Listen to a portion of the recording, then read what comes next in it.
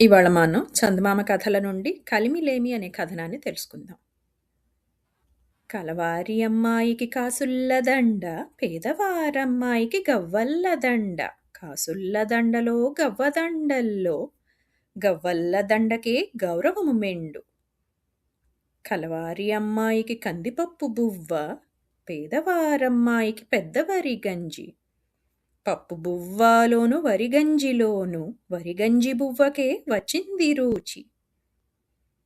కలవారి అమ్మాయికి సిల్కు బట్టళ్ళు, పేదవారమ్మాయికి నూలు బట్టళ్ళు.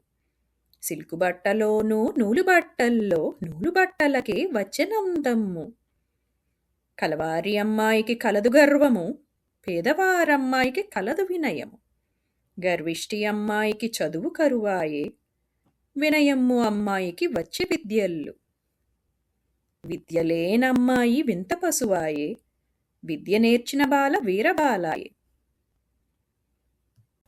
ఇదండి వాల్టి మన కథనం. మళ్ళీ ఇంకొక కొత్త కథనంతో మీ ముందుంటాం. అంతవరకు సెలవు మరి.